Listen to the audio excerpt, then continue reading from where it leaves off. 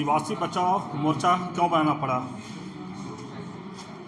ये केंद्रीय सरना स्थल सिरमटोली बचाओ मोर्चा के तत्वाधान में जो सिरमटोली रैंप का मामला चल रहा था और 4 महीने से हम लोगों ने रैंप के विरुद्ध में लड़ाई लड़ रहे हैं और अभी भी लड़ेंगे हम लोग, क्योंकि सर्व शोभा यात्रा जब तक रहेगी, रैंप नहीं हटेगा, तब तक आदिवासियों का जो शोभा यात्रा की जो सोच रखी है वो पूर्ण रूप से पूरा नहीं होगा।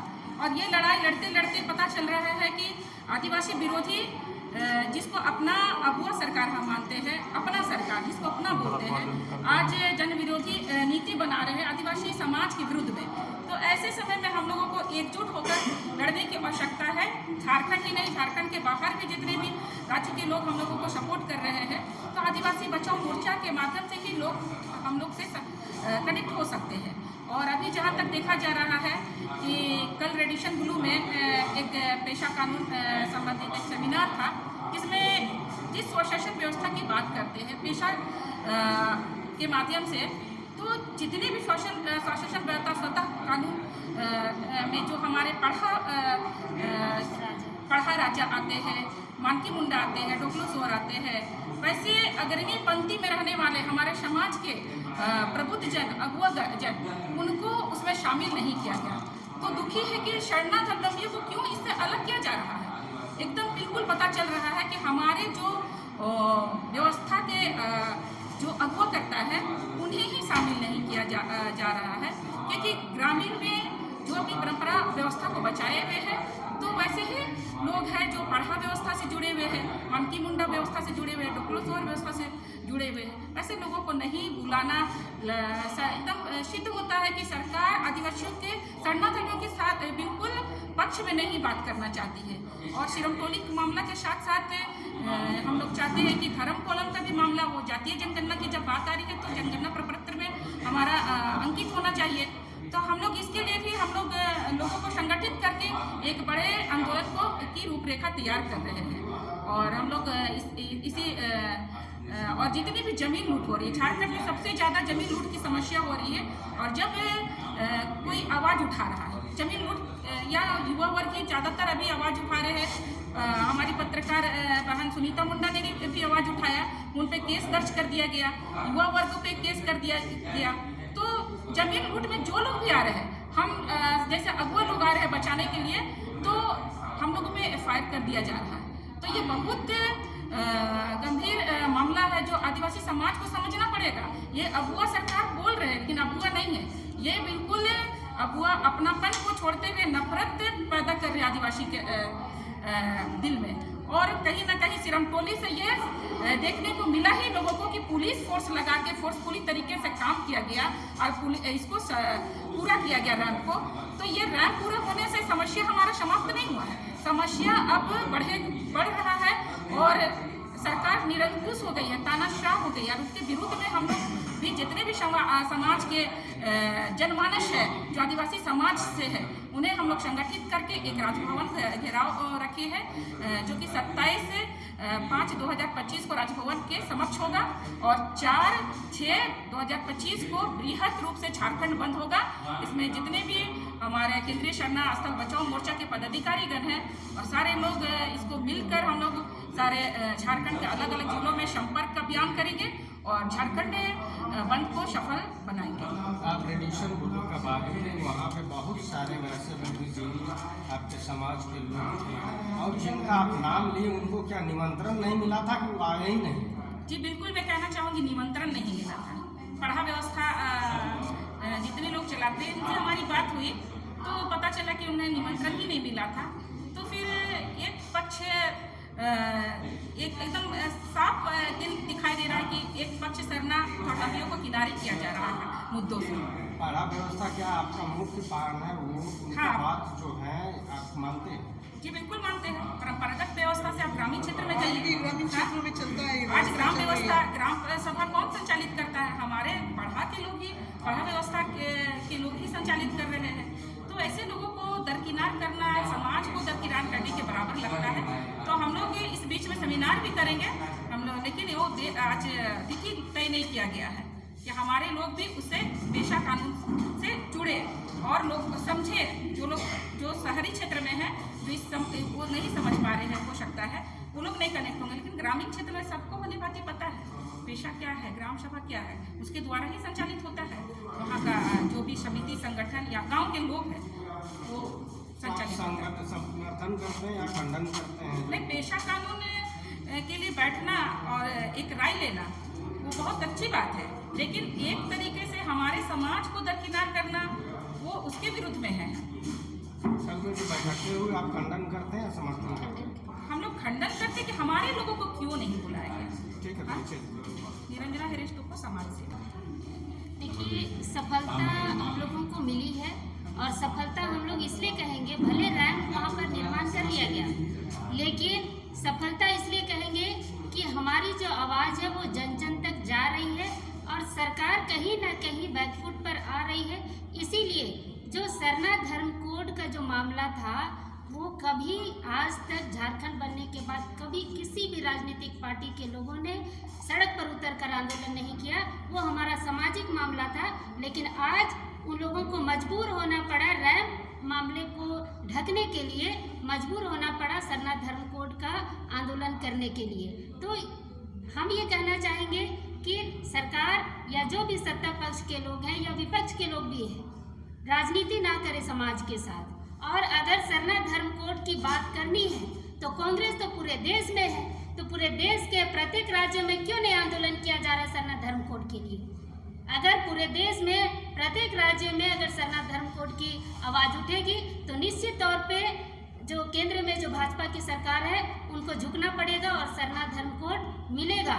लेकिन सिर्फ और सिर्फ झारखंड में आंदोलन करना कहीं ना कहीं वो हमारे झारखंड के आदिवासियों को ठगने वाली बात है।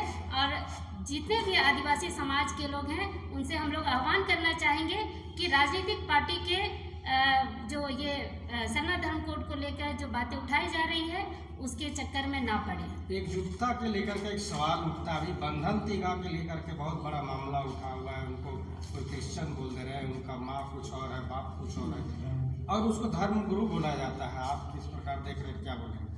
देखिए, इस तरह की जो बातें आ रही है वो हमारे ही समाज के कुछ लोग हैं जो लोग नहीं चाहते हैं कि आदिवासी सरना समाज एकजुट हो, और वैसे लोग बोल रहे हैं जो अपने आप को हिंदू कहते हैं। आदिवासी तो हैं मगर अपने आप को हिंदू कहते हैं, और ये भी कह रहे हैं कि देश में जितने भी सरना धर्मावलंबी या झारखंड में जितने सरना धर्मावलंबी हैं सभी आदिवासी हिंदू हैं।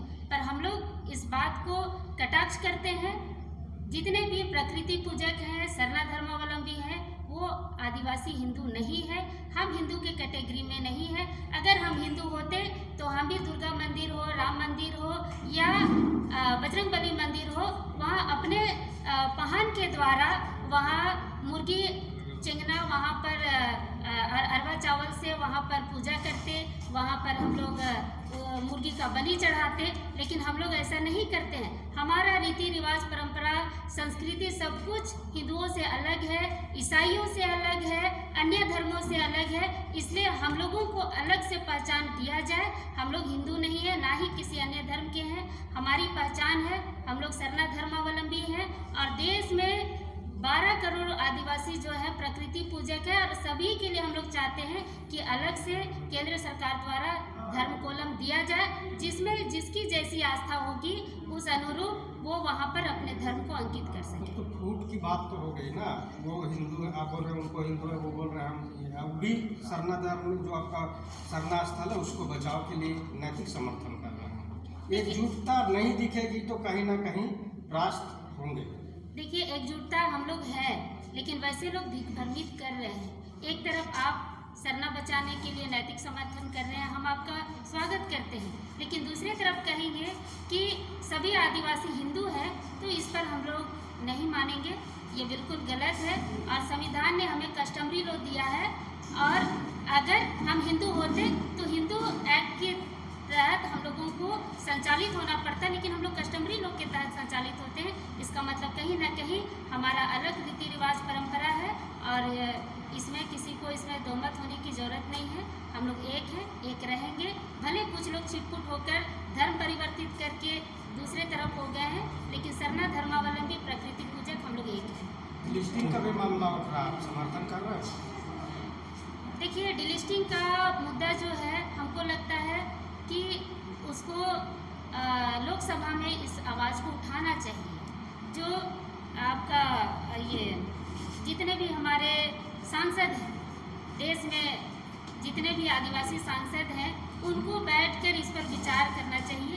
डिलिस्टिंग का मुद्दा हमको लगता है ये राजनीतिक मुद्दा है और इसको राजनीतिक तरीके से इसको सॉल्व करना चाहिए। आम जनता को भड़काकर इस तरह का मामला लाना हमको नहीं लगता है कि उचित है। एक तरफ हम कहते हैं कि कोई भी आदिवासी महिला, संविधान में ये लिखा हुआ है कि वो मरते दम तक किसी भी जातीय धर्म से शादी कर लेगी, लेकिन मरते दम तक आदिवासी रहेगी। तो वो कहाँ से होगा? जब तक संविधान में आप संशोधन नहीं कीजिएगा तो वो चीज़ तो हटेगा नहीं। तो डिलिस्टिंग का मुद्दा भी संशोधन पर आधारित है। जब तक वहाँ पर लोकसभा में संशोधन नहीं होगा संविधान का, तब तक आप सड़क पर उतर कर इस तरह का आंदोलन करके आप राजनीति ही कीजिए। लाभ तो लेगी ना आरक्षण का, लाभ तो ले रही है अभी। तो उसको तो आप लोकसभा से हटाइएगा ना, संशोधन करके हटाइएगा। आप वहाँ से जब तक कानून नहीं बनाइएगा लोकसभा से, केंद्र से उसको पारित नहीं कीजिएगा, राष्ट्रपति का मुहर नहीं लगेगा, तब तक आप तो लोग तो लाभ उठाएंगे ही। तो वो तो राजनीतिक का मुद्दा है, तो राजनीतिक तरीके से उसको हल करना चाहिए।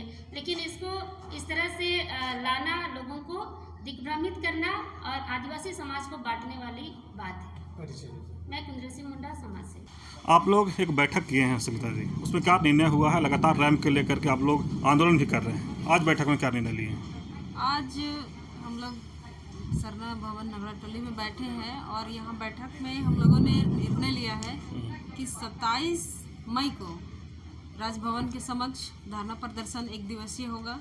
और दूसरा, झारखंड बंद का आह्वान हुआ है सिरम टोली बचाओ मोर्चा के बैनर तले आपका 4 जून को।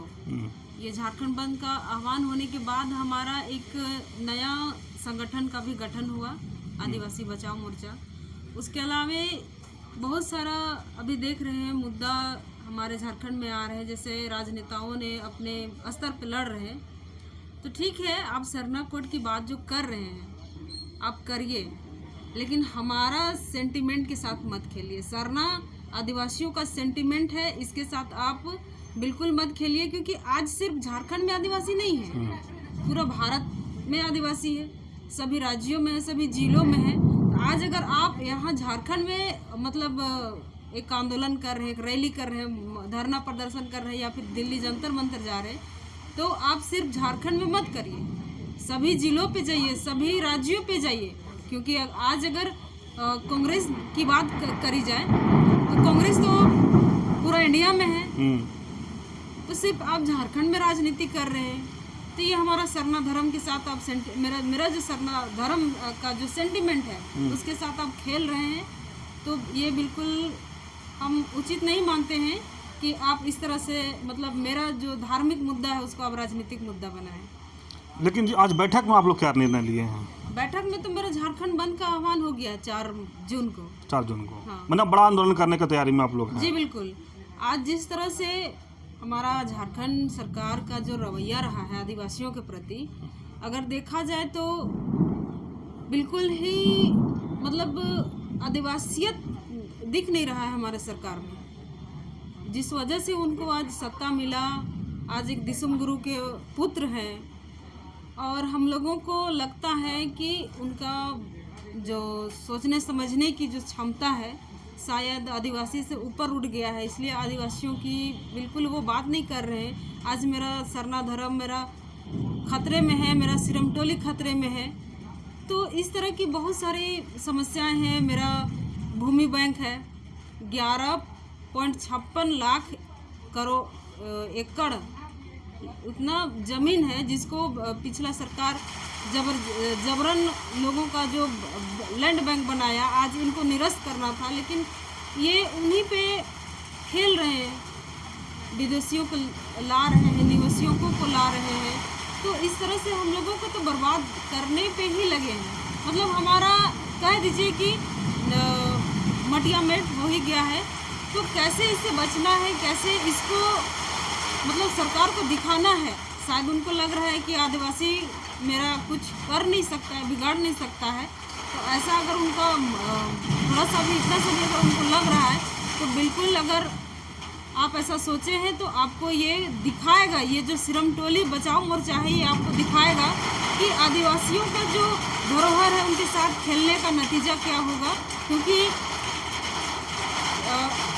थोड़ा सा तो ध्वस्त हुआ है, लगा है सरकार का जो एक क्या कहेंगे 40वां स्थान पे मजबूत वाला जो दिख रहा था हमारे हेमंत सोरेन, थोड़ा बहुत तो ध्वस्त हुआ है उनका पहचान, जिसकी वजह से उनके धूमिल होने की वजह से आज सरना धर्म कोड की बात कर रहे हैं एक राजनीति के स्तर पे। उसके अलावे मेरा रैम को मिटाने, रैम का मामला को ये करने के लिए, या फिर रैम का मामला ही नहीं है, आपका पारसनाथ है जिसको हम लोग मारंगबुरु कहते हैं, या फिर मेरा देवरी दिरी है। इनके अलावे मेरा बहुत सारा ऐसा धार्मिक स्थल है जो पुरखों ने व्यवस्था हमको बना के दिया है, बाकायदा बिना उसका रसीद कटे। मतलब वो बकास भुयारी के नाम पे आता है और वो मेरा व्यवस्था ज़मीन है। तो अगर आपको देना ही है, अगर आप सरना कोड देना चाहते हैं, जाति जनगणना कराना चाहते हैं, तो उसके लिए एक फॉर्मेट तैयार करिए। आप किस पे जाति जनगणना कराएंगे, तो उसके लिए फॉर्मेट जारी होगा, प्रपत्र जारी होगा। तो आदिवासियों को संविधान में भी आदिवासी कहा गया है, ये अंकित है। तो आज भी हम आदिवासी की ही लड़ाई कर रहे हैं, आदिवासियत की ही लड़ाई कर रहे हैं, मेरा अस्तित्व अस्मिता की ही लड़ाई कर रहे हैं। तो हम जाति जनगणना का समर्थन करते हैं और हमें हमारा अस्तित्व की लड़ाई के लिए तो ये होना ही है। अगर आज केंद्र सरकार हम लोगों को धर्म कोड दे देती है तो हमको लगता है कि हमारा जो खतरा मंडरा रहा हमारे ऊपर, वो कहीं ना कहीं वो टल जाए। पर्चे है